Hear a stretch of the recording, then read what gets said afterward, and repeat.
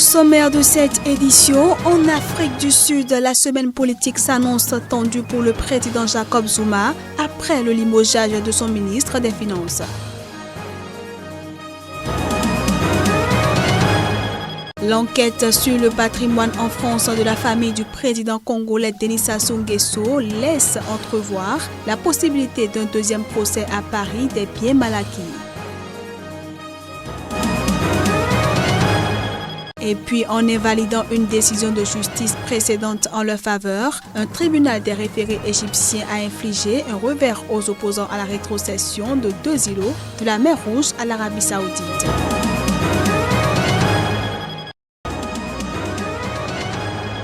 En Afrique du Sud, l'onde de choc provoquée par le remaniement ministériel décidé par le président Jacob Zuma continue de se propager. Les prises de position politiques et initiatives citoyennes se sont enchaînées tout le week-end. Le porte-parole du parti d'opposition COPE a estimé ce dimanche que le président est le pire ennemi de l'économie sud-africaine. Le parti envisage un recours en justice contre Jacob Zuma pour haute trahison et sabotage économique. No Confidence, une pétition en ligne appelant à la démission de Jacob Zuma a déjà recueilli plus de 300 000 signatures et les appels à manifester en masse se multiplient. Ce lundi, un mouvement intitulé Black Monday sur les réseaux sociaux invite la population à s'habiller en noir en signe de protestation. Le leader de l'Alliance démocratique, Mossi Maïman, a lui appelé les députés de tous bords à prendre leurs responsabilités. Si Jacob Zuma ne saute pas, il faudra le pousser, a-t-il notamment déclaré. Par ailleurs, la présidente de l'Assemblée nationale, Baleka Mbete, a interrompu un déplacement au Bangladesh et tenu une conférence de presse en urgence à l'aéroport de Johannesburg ce dimanche. Elle a indiqué qu'elle prenait très au sérieux la requête de l'opposition qui demande un vote de défiance contre Jacob Zuma au Parlement. La présidente de l'Assemblée a promis de lancer rapidement les consultations à ce sujet et d'y envisager la tenue d'une séance parlementaire extraordinaire.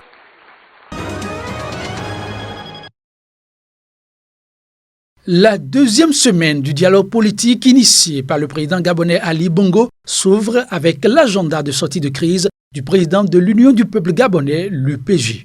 À travers sa proposition, Jean de Dieu Mounkaï Ouangou, connu comme un soutien de Jean Ping, met d'emblée au jeu son allié et Ali Bongo. Pour lui, aucun des deux n'a la légitimité de convoquer le dialogue qu'il préconise. Il suggère que celui-ci soit convoqué par l'ONU qui en assurera la médiation avec le soutien de l'Union africaine et de l'Union européenne. Le dialogue doit déboucher sur la mise en place d'institutions de transition. Les participants doivent réformer les institutions, élire un premier ministre et le président de transition. Ils doivent aussi désigner le gouvernement à parité, majorité, opposition et société civile. Une élection présidentielle mettra ensuite fin à la transition qui durera 2 ans. Le président de l'UPG suggère en outre que tous les actes du dialogue deviennent des lois grâce à un référendum. Des propositions qui rappellent étrangement celles des accords de Paris ayant mis fin aux violences qui avaient éclaté dans le pays après la réélection contestée d'Omar Bongo en 1993. Mais les propositions actuelles feront-elles tache d'huile? La réaction du pouvoir et des autres opposants est toujours attendue.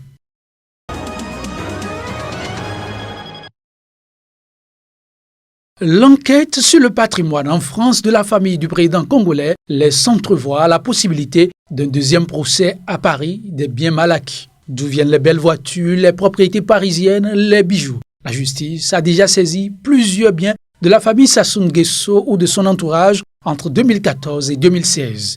Au total, une dizaine de voitures de luxe, un studio dans le très select 16e arrondissement de Paris, un triplex dans la riche banlieue de Norly-sur-Seine, 2 biens immobiliers à Courbevoie ainsi qu'un ensemble immobilier dans le 16e arrondissement de Paris au nom de l'épouse du président Antoinette Sassou Nguesso, une enseignante à la retraite. Les enquêteurs, qui s'appuient sur des signalements de la cellule anti-blanchiment du ministère de l'économie, cherchent à savoir si les acquisitions des chefs d'État proviennent de biens publics avec l'aide d'intermédiaires peu scrupuleux et de sociétés offshore aux îles Vierges britanniques, à Dubaï ou à Hong Kong.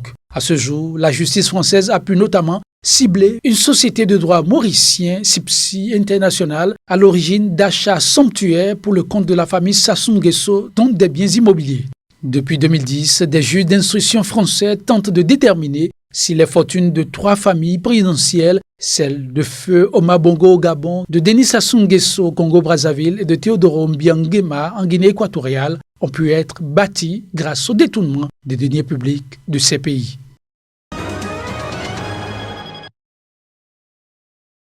En République démocratique du Congo, la situation est toujours très précaire dans le Kasaï. Ce week-end, de nouvelles violences ont éclaté dans différentes localités. La population de Tchimbulu a passé son dimanche dans un état de psychose. Je suis juste allé à l'église et je suis rentré, confie un habitant parlant d'une localité sinistrée où les gens peinent à s'approvisionner. Cette peur fait suite à une violente attaque des Kamwina Ntsapu. Samedi, des miliciens ont attaqué dès 6 heures les soldats postés à l'entrée de la ville. Ils avaient des armes à feu, des machettes et des bâtons. L'armée les a repoussés après 2 heures d'affrontement, explique un homme terré chez lui. Les violences auraient fait des victimes, mais le bilan reste incertain. Même terreur à Louébo, à 200 km de Kananga, où les miliciens ont mis la localité à sac vendredi, incendié les édifices publics, le couvent, l'évêché. Dimanche matin, les habitants ont appris que des militaires étaient en chemin. La plupart des assaillants ont alors quitté la ville, mais en fin d'après-midi, les miliciens sont revenus nombreux à Louébo. À Kananga, les habitants ne cachent pas leur peur. Les FARDC, après plusieurs jours de ratissage brutal, maison par maison. La société civile a demandé à l'armée de stopper cette opération. Elle a aussi parlé à des miliciens pour proposer de transmettre leurs revendications, explique une source locale.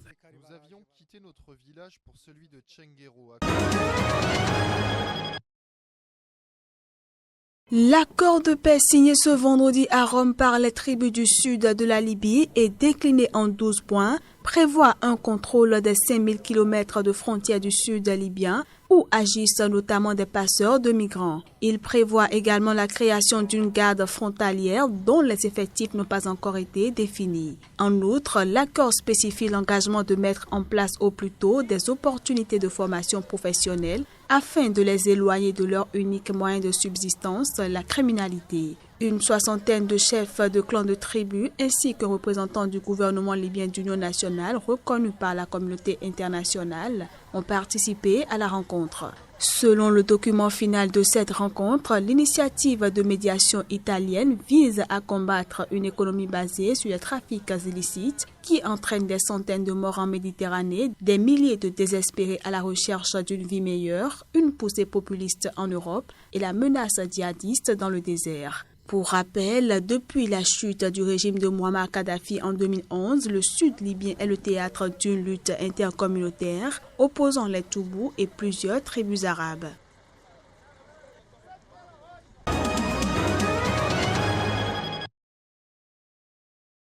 En Égypte, un tribunal a invalidé ce dimanche la décision de la Haute Cour administrative de justice qui avait annulé en janvier l'accord de rétrocession des 2 îlots inhabités de Tiran et Sanafir. La rétrocession de ces îlots à l'Arabie Saoudite reste donc valide. Selon ce tribunal, le pouvoir judiciaire n'a pas le droit de s'ingérer dans des questions de souveraineté. Pour rappel, l'accord de rétrocession a été signé en avril 2016. Le gouvernement égyptien avait justifié à l'époque la rétrocession en expliquant que les 2 îlots situés près de la pointe sud de la péninsule du Sinaï, à l'entrée du golfe d'Aqaba, appartenaient à l'Arabie Saoudite, mais que Riyad avait demandé en 1950 au Caire d'en assurer la protection. Cette rétrocession avait alors soulevé de vives critiques dans le pays et même des manifestations contre le régime du président Abdel Fattah al-Sisi.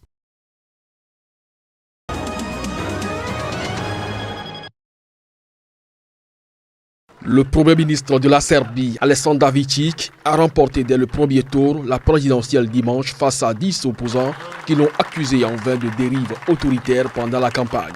Ces craintes n'ont guère convaincu les électeurs. L'homme fort du pays, 47 ans, a remporté quelques 55% des suffrages, loin devant son dauphin de centre-gauche, Saša Janković, crédité de 16% environ, et l'amuseur public Lukas Maksimović avec 9,3% selon les estimations de l'Institut Ipsos.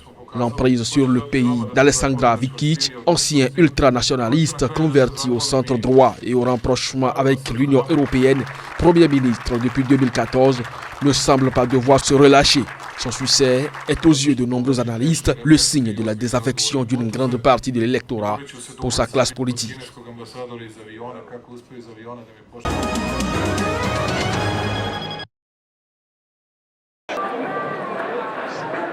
Offensive contre l'Université d'Europe centrale en Hongrie. Plus de 10 000 personnes ont manifesté à Budapest dimanche pour soutenir cet institut financé par George Soros, un Américain d'origine hongroise. En effet, l'université fondée en 1991 a déclaré être directement visée par un projet de loi rendu public par le gouvernement la semaine dernière.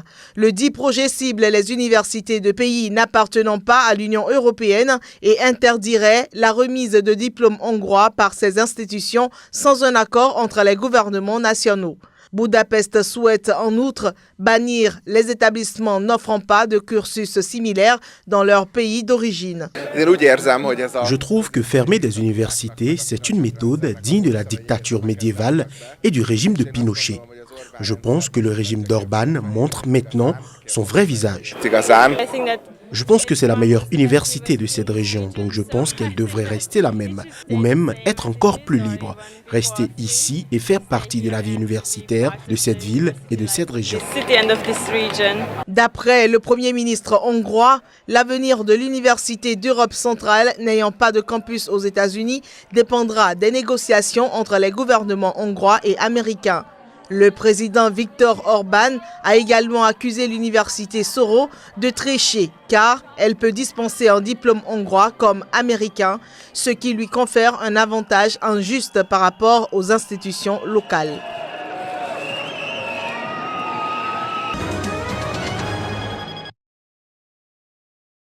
El binomio Lenín Moreno, Élection présidentielle en Équateur. L'ancien vice-président Moreno est crédité de 51,7% des voix à l'issue de ce second tour selon un résultat partiel diffusé par le Conseil national électoral et portant sur 94,20% des bulletins dépouillés. Merci de me donner l'opportunité de vous servir. Merci de me donner l'opportunité de vous aimer chaque fois plus. Je vous aime beaucoup, Équatoriens. Beaucoup. Nous voulons un gouvernement qui commence par un appel au dialogue fraternel, un appel à la paix et à l'harmonie.